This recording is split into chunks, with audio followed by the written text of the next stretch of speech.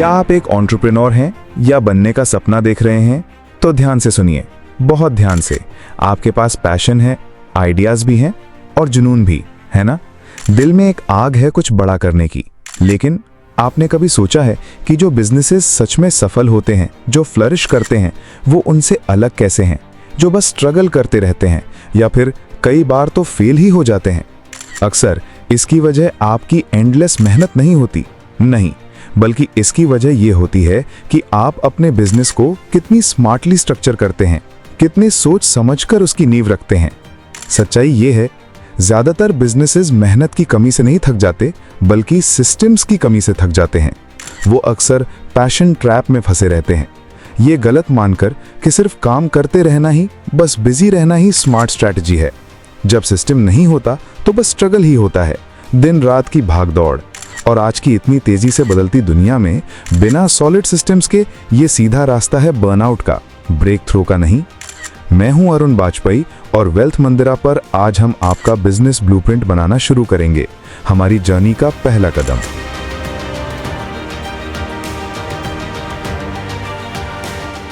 बहुत से लोग अपना बिजनेस इसलिए शुरू करते हैं क्योंकि उन्हें किसी चीज का पैशन होता है। और देखिए, पैशन बहुत बहुत जरूरी है। पैशन के बिना आप लंबे समय तक टिक नहीं सकते। लेकिन पैशन अकेला, सिर्फ पैशन आपके बिल नहीं भरता और ना ही उससे आपका बिजनेस स्टेबल बनता है। यहीं पर आता है एक बहुत बड़ा पैशन ट्रैप। क्या है ये? आपको अपने पैशन को मार्केट की जरूरत से जोड़ना होगा। सोचो, हो सकता है आपको आर्टिसनल कैंडल्स बनाने का बहुत शौक हो। आप उन्हें बड़े प्यार से बनाते हैं, हर डिटेल पर ध्यान देते हैं। लेकिन अगर कोई उन्हें आपके प्राइस पर नहीं खरीद रहा या फिर वही काम 100 और लोग एग्जैक्ट सेम तरीके से कर रहे हैं, तो आपका पैशन एक बहुत ही महंगा शौक बन जाता है। आप मेहनत करते रहते हैं पर रिजल्ट्स नहीं मिलते। समझ रहे हैं? आपको चाहिए प्रोडक्ट मार्केट फिट। इसका क्या मतलब है? इसका मतलब है ऐसी चीज बनाना जो लोग सच में चाहते हैं, जिसकी उन्हें असली जरूरत हो, जिसके लिए वो पे करने को तैयार हों, और सबसे जरूरी, जहां आपके पास मार्केट में एक क्लियर एडवांटेज हो, कुछ ऐसा जो आपको बाकी सब से अलग बनाए। ये कोई छोटी बात नहीं है, ये आपके बिजनेस की लाइफलाइन है। तो इस प्रोडक्ट मार्केट फिट को कैसे ढूंढें?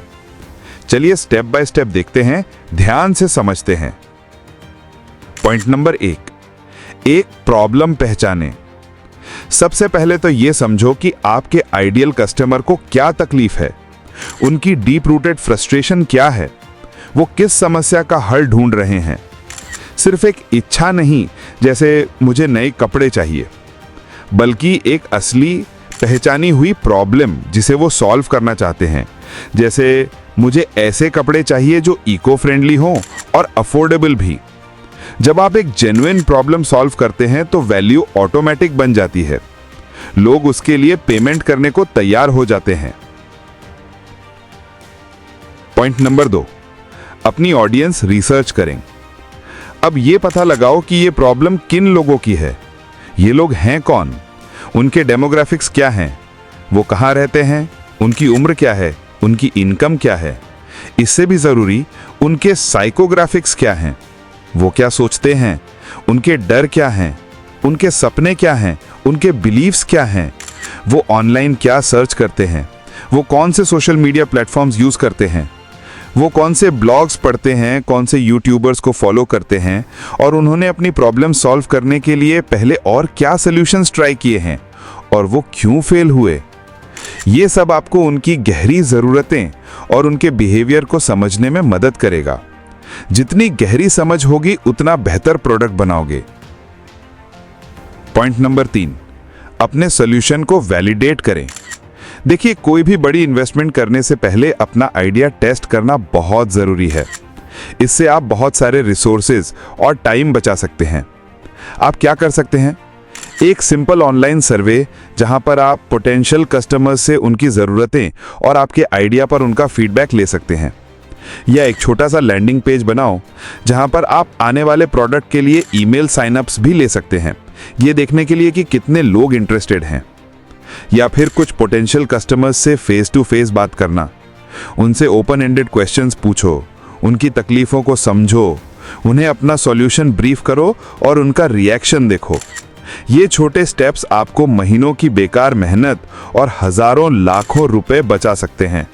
याद रखो, वैलिडेशन इज की। पॉइंट नंबर 4, अपने कंपटीशन को एनालाइज करें और कौन इस प्रॉब्लम को सॉल्व कर रहा है, वो कौन है, वो कैसे कर रहे हैं, उनकी स्ट्रेंथ्स क्या हैं, उनकी वीकनेसेस क्या हैं, उनके प्राइसिंग क्या है, उनकी मार्केटिंग स्ट्रैटेजी क्या है, और सबसे इंपॉर्टेंट, आपका यूनिक एंगल कहां है। आप उनसे अलग क्या कर सकते हो?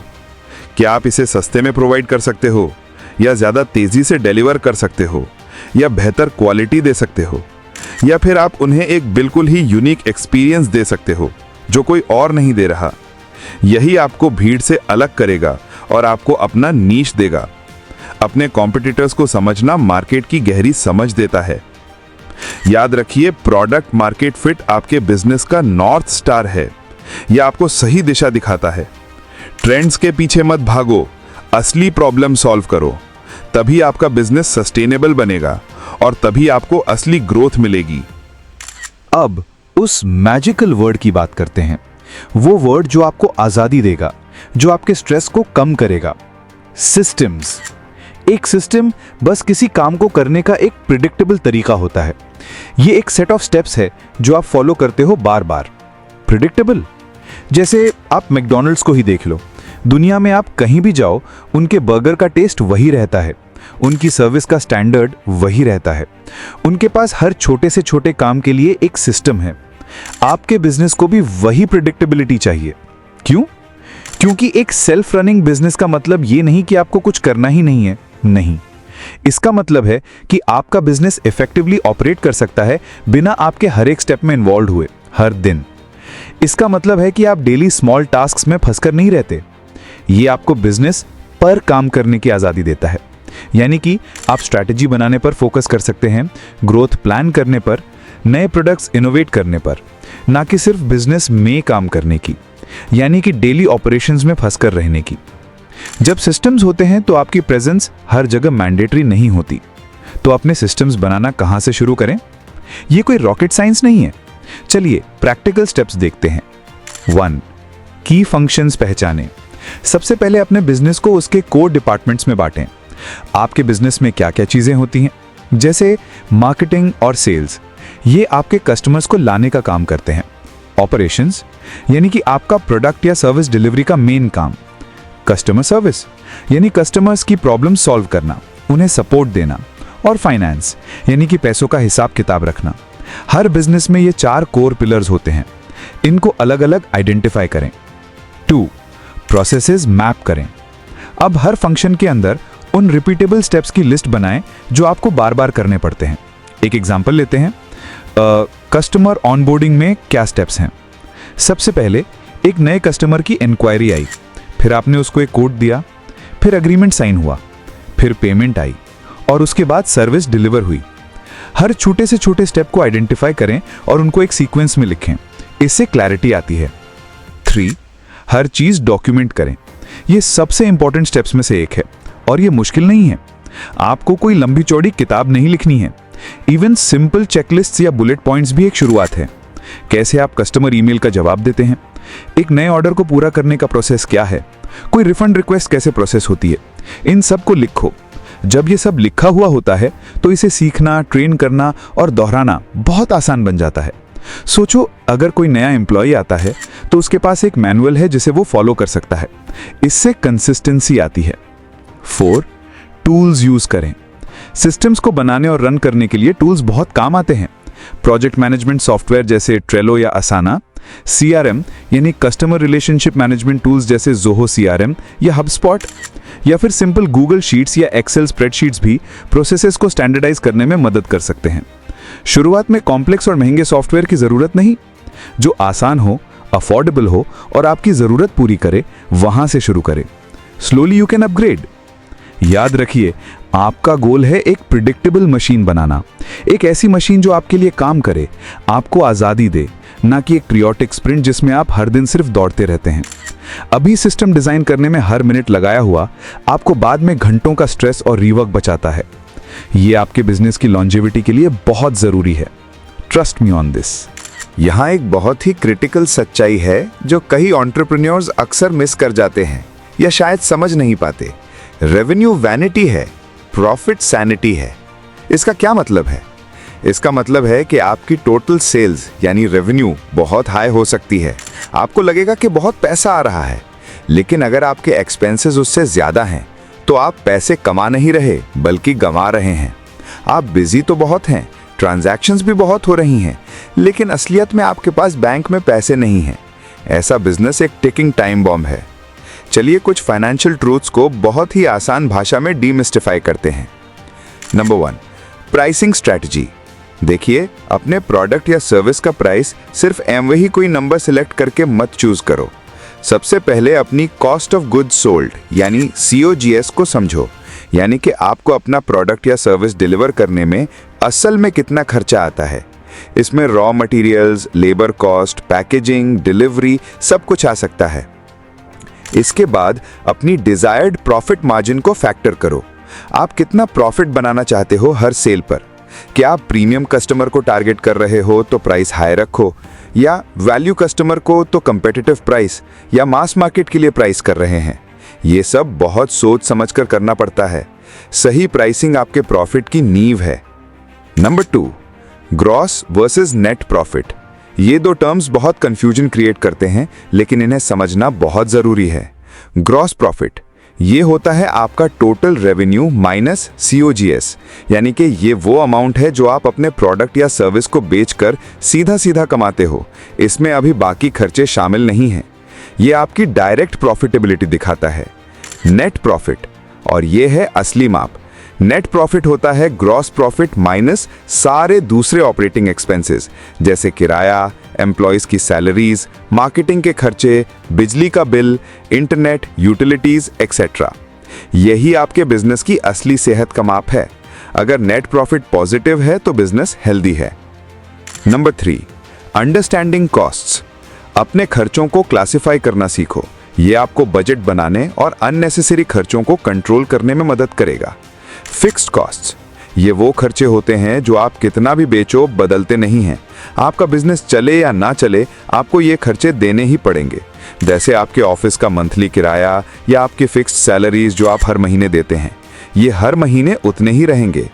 वेरिएबल कॉस्ट्स, और ये वो खर्चे हैं जो आपकी सेल्स वॉल्यूम के साथ बदलते हैं, मतलब जितनी ज़्यादा सेल उतना ज़्यादा ये खर्चा। जैसे अगर आप प्रोडक्ट बनाते हैं तो रॉ मटेरियल्स का खर्चा, प्रोडक्ट्स की शिपिंग का खर्चा या सेल्स कमीशंस, ये आपके बिजनेस के स्केल के साथ ऊपर नीचे होते हैं। इनको कंट्रोल करना ग्रोथ के लिए इंपॉर्टेंट है। नंबर 4, प्रॉफिट फर्स्ट प्रिंसिपल को सिंप्लीफाई करते हैं। ये बहुत ही पावरफुल और प्रैक्टिकल कॉन्सेप्ट है जो आपको शुरू से ही प्रॉफिट फोकस्ड बनाता है। इसके हिसाब से खुद को या किसी और को पे करने से पहले हर आने वाले रुपए का एक छोटा परसेंटेज अलग प्रॉफिट अकाउंट में डाल दो। हाँ, बिल्कुल शुरू से ही, जब रेवेन्यू आनी शुरू हो, इवन 1% से शुरुआत करो। ये सिंपल सी आदत शुरू से ही प्रॉफिट को प्रायोरिटी देती है, ना कि उससे बाद का सोचना जब अगर कुछ बचा तो। इससे आपके पास हमेशा कुछ ना कुछ प्रॉफिट रहेगा जो आपको कॉन्फिडेंस देगा। याद रखिए, एक बिजनेस ओनर के रूप में आपका काम सिर्फ सेल्स करना नहीं है, आपका काम है प्रॉफिट कमाना और उसे प्रोटेक्ट करना। इन नंबर्स को समझो, इन्हें ट्रैक करो और आप अपने फाइनेंशियल डेस्टिनी पर कंट्रोल पालोगे। ये फाइनेंशियल क्लैरिटी आपको बहुत शांति देगी। अपने बिजनेस को सच में सेल्फ रनिंग बनाने के लिए और आपको सैनिटी पाने के लिए आप सब कुछ खुद नहीं कर सकते हमेशा। ये एक सच्चाई है जो हर एंटरप्रेन्योर को एक्सेप्ट करनी पड़ती है। शुरुआत में ठीक है, लेकिन जैसे ही बिजनेस ग्रो करेगा आपको मदद चाहिए होगी। यहीं पर आता है डेलीगेशन और ऑटोमेशन का पावरफुल कॉन्सेप्ट। और हाँ, भले ही आपका बिजनेस अभी छोटा हो, आपको इसके लिए एक स्ट्रैटेजी चाहिए ही चाहिए। ऐसी स्ट्रैटेजी जो आपके टाइम और एनर्जी को ऑप्टिमाइज करे। चलिए इस कॉन्सेप्ट को और डिटेल में एक्सप्लोर करते हैं। ये सिर्फ बड़े बिजनेसेस के लिए नहीं है। Number 1, the power of delegation. क्या डेलीगेट करें? ढेर सारे रेपिटेटिव और टाइम कंज्यूमिंग टास्क से शुरू करो। वो टास्क जिनमें आपकी यूनिक एक्सपर्टीज की ज़रूरत नहीं है, जैसे ईमेल्स को मैनेज करना, सोशल मीडिया पर पोस्ट शेड्यूल करना, बेसिक डेटा एंट्री या सिंपल रिसर्च करना। वो टास्क जो आपको थका देते हैं और जिसके लिए आपका टाइम हाई वैल्यू एक्टिविटीज़ पर लगना चाहिए। किसे डेलीगेट करें? आप एक वर्चुअल असिस्टेंट VA को हायर कर सकते हैं जो रिमोट काम करता है, या फिर एक फ्रीलांसर को जिसे आप स्पेसिफिक प्रोजेक्ट्स के लिए हायर करते हैं, या फिर एक पार्ट टाइम इंटर्न को भी हायर कर सकते हैं जिसे आप ट्रेन कर सकते हैं। अपवर्क या फाइवर जैसी ऑनलाइन प्लेटफॉर्म्स बहुत अच्छी शुरुआत हो सकती हैं ऐसे टैलेंट को ढूंढने के लिए। Globally how to delegate effectively. सिर्फ काम देना काफ़ी नहीं है, आपको क्लियर इंस्ट्रक्शंस देनी होंगी, वही जो आपने सिस्टम्स में डॉक्यूमेंट किए हैं। एक्सपेक्टेशन सेट करो, डेडलाइन क्या है, क्वालिटी कैसी चाहिए, और रेगुलर फीडबैक दो ताकि वो इम्प्रूव कर सकें। और सबसे इंपॉर्टेंट, माइक्रो मैनेज मत करो। एक बार टास्क दे दिया तो ट्रस्ट करो कि वो कर लेंगे। फ्रीडम और ट्रस्ट देने से लोग बेटर परफॉर्म करते हैं। ऑटोमेशन आपका दोस्त है। उन टास्क्स के बारे में सोचो जो सॉफ्टवेयर या टूल्स आपके लिए कर सकते हैं। सोचो कि कौन से काम आप बार बार करते हो जो मैन्युअली टीडियस हैं, जैसे ईमेल मार्केटिंग सीक्वेंसेस सेट करना जहां नए सब्सक्राइबर को ऑटोमेटिकली वेलकम ईमेल्स जाते हैं, सोशल मीडिया पर पोस्ट शेड्यूल करना, कस्टमर इनवॉइसेस जनरेट करना और रिमाइंडर्स भेजना, या फिर वेबसाइट पर कॉमन FAQs के लिए कस्टमर सर्विस चैटबॉट सेटअप करना। ये सब आपका बहुत टाइम बचा सकते हैं। और टूल्स जैसे Zapier या इफ दिस देन दैट अलग अलग ऐप्स को कनेक्ट करके वर्कफ्लोज ऑटोमेट कर सकते हैं। जैसे जब कोई कस्टमर आपकी वेबसाइट पर एक कॉन्टैक्ट फॉर्म भरता है तो ऑटोमेटिकली उसे आपके CRM में ऐड कर दो, एक वेलकम ईमेल भेज दो और आपको एक नोटिफिकेशन भी मिल जाए। सोचो कितना टाइम बचता है और कितनी एफिशिएंसी आती है। ऑटोमेशन आपको अपने टाइम का बेस्ट यूज करने देता है। Number 3, small team strategy. भले ही आपका बिजनेस अभी बहुत छोटा हो और उसमें सिर्फ आप और एक पार्ट टाइमर हो, तो भी क्लियर रोल्स डिफाइन करो। हर किसी को अपनी जिम्मेदारियां पता होनी चाहिए। इससे कंफ्यूजन नहीं होता और सबको पता होता है कि उनका क्या कंट्रीब्यूशन है। और सबसे इंपॉर्टेंट, एक ऐसी कल्चर बनाओ जहां क्लैरिटी, कम्युनिकेशन और जिम्मेदारी को वैल्यू किया जाता है। जब हर कोई अपना रोल इफेक्टिवली प्ले करेगा तो बिजनेस स्मूथली चलेगा और आपको भी कम स्ट्रेस होगा। रेगुलर चेक-इन्स करो, शॉर्ट एंड फोकस्ड मीटिंग्स रखो। याद रखिए, डेलीगेशन और ऑटोमेशन सिर्फ टाइम बचाने के लिए नहीं है, ये आपकी एनर्जी को लेवरेज करने के लिए है, ताकि आप सिर्फ वो हाई इम्पैक्ट एक्टिविटीज करें जो सिर्फ आप ही कर सकते हैं, जो आपका यूनिक कंट्रीब्यूशन है। यही आपको एंटरप्रेन्योरियल बर्नआउट से बचाएगा और स्केलेबिलिटी के लिए बिल्कुल जरूरी है। अगर प्रॉफिट सैनिटी है तो कैश फ्लो आपके बिजनेस की हार्ट बीट है। ये आपके बिजनेस की लाइफ ब्लड है। सोच लीजिए, आप पेपर पे प्रॉफिटेबल हो सकते हो, मतलब सेल्स बहुत अच्छी है, आपकी बैलेंस शीट पर नंबर्स अच्छे दिख रहे हैं, लेकिन अगर आपके पास बिल्स पे करने के लिए बैंक में असली कैश नहीं है तो आप बहुत बड़ी मुश्किल में हो। कई बिजनेसेस आयरॉनिकली प्रॉफिटेबल होने के बावजूद सिर्फ खराब कैश फ्लो की वजह से बंद हो जाते हैं। क्यों? क्योंकि प्रॉफिट एक अकाउंटिंग कॉन्सेप्ट है, पर cash flow real money movement है। कैश फ्लो क्या है? ये आपके बिजनेस में पैसों का अंदर और बाहर आना जाना है। इसमें सिर्फ सेल्स नहीं है, ये इस बारे में है कि पैसा आपके बैंक अकाउंट में कब आता है और आपके खर्चे कब जाते हैं। वो टाइमिंग बहुत इंपॉर्टेंट है। आपके कस्टमर्स आपको कितनी जल्दी पे करते हैं और आप अपने सप्लायर्स को कितनी जल्दी पे करते हैं। ये क्रिटिकल क्यों है? क्योंकि आपको कैश चाहिए एम्प्लॉइज को पे करने के लिए, रॉ मटेरियल्स खरीदने के लिए, सप्लायर्स को पे करने के लिए, किराया देने के लिए, मार्केटिंग एक्सपेंसेस के लिए और हाँ, खुद को पे करने के लिए भी। कैश के बिना ऑपरेशंस पूरी तरह हॉल्ट हो जाते हैं। आप काम करते रहते हैं पर पे नहीं कर पाते। तो अपने कैश फ्लो को मैनेज करना कैसे सीखें? ये कोई मुश्किल काम नहीं है अगर आप कुछ सिंपल प्रिंसिपल्स को फॉलो करें। यहां कुछ की स्ट्रैटेजीज हैं। पहली, रिसीवेबल्स तेजी से कलेक्ट करें। इसका मतलब है कि आप अपने कस्टमर्स से पेमेंट्स कितनी जल्दी कलेक्ट करते हो। अपने इनवॉइसिंग प्रोसेस को स्ट्रीमलाइन करो। इंसेंटिव्स ऑफर करो जल्दी पेमेंट के लिए, जैसे early payment discount. Timely invoices भेजो और हाँ, प्रोफेशनली फॉलो अप करना बहुत जरूरी है अगर पेमेंट ड्यू डेट क्रॉस हो जाए। कस्टमर्स को कंफर्टेबल ऑप्शंस दो पे करने के लिए। दूसरा, पेएबल्स धीरे करें स्ट्रेटेजिकली। इसका मतलब ये नहीं कि आप बिल्स पे ना करें या पेमेंट्स रोकें। इसका मतलब है कि बिल्स को जरूरत से पहले पे मत करो अगर ये आपकी कैश पोजीशन को नुकसान पहुंचाता है। अपने सप्लायर्स के साथ पेमेंट टर्म्स नेगोशिएट करो। क्या आप 30 दिन के बजाय 45 दिन का पेमेंट टर्म ले सकते हो? ये छोटा सा एक्सटेंशन आपके कैश फ्लो को बहुत स्मूथ कर सकता है। तीसरा, कैश रिजर्व बनाएं। अपना कैश रिजर्व बनाना बहुत बहुत जरूरी है। इसे एक इमरजेंसी फंड की तरह देखें। कम से कम 3 से 6 महीने के ऑपरेटिंग एक्सपेंसेस का कैश एक एक्सेसिबल सेविंग्स अकाउंट में रखने का लक्ष्य रखो। यह आपका बफर है मुश्किल समय के लिए या किसी अनएक्सपेक्टेड खर्चे के लिए। जब कैश रिजर्व होता है तो आप बड़े डिसीजंस कॉन्फिडेंस के साथ ले सकते हो। चौथा, मॉनिटर रेगुलरली। अकाउंटेंट का क्वार्टर के बाद तक इंतजार मत करो। अपने बैंक बैलेंस पर डेली या वीकली नजर रखो। अपने इनकम और एक्सपेंसेस को रेगुलर बेसिस पर ट्रैक करो। सिंपल अकाउंटिंग सॉफ्टवेयर जैसे टैली, क्विक बुक्स या इवन एक बेसिक स्प्रेडशीट भी यूज कर सकते हो।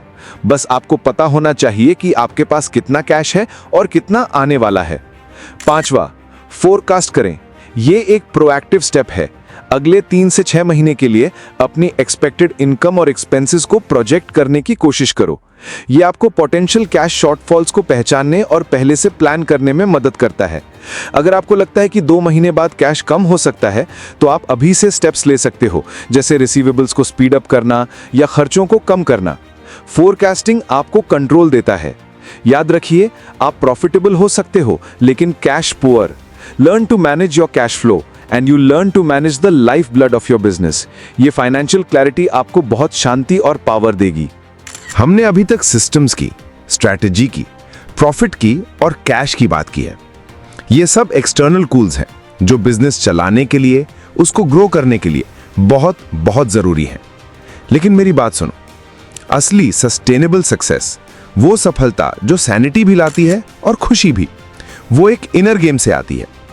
ये इस बात पर डिपेंड करता है कि आप चैलेंजेस को कैसे डील करते हैं, अनसर्टेनिटी से कैसे निपटते हैं और अपनी सफलता को सच में कैसे डिफाइन करते हैं। बाहर की दुनिया को कंट्रोल करना हमेशा पॉसिबल नहीं होता, लेकिन अपनी अंदर की दुनिया को कंट्रोल करना पॉसिबल है। भगवद गीता में भगवान कृष्ण ने अर्जुन को एक बहुत ही गहरा ज्ञान दिया है जो सरप्राइजिंगली, रिमार्केबली रेलेवेंट है हर एंटरप्रेन्योर के लिए।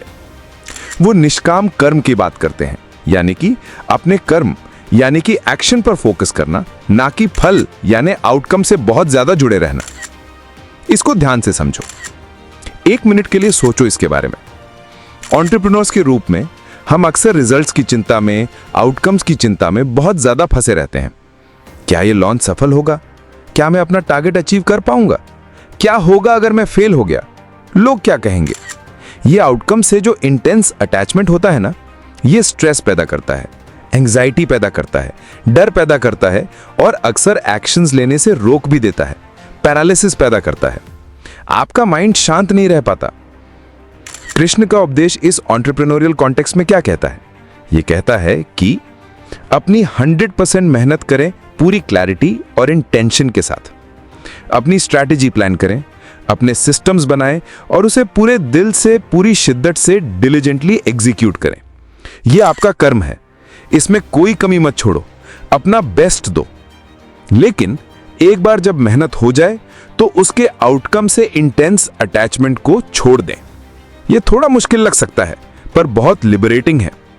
समझें कि जबकि आपका एफर्ट पूरी तरह आपके कंट्रोल में है, the ultimate outcome is influenced by countless other factors, market conditions, competition, unexpected events, जिनमें से कुछ आपके कंट्रोल से बिल्कुल बाहर हैं।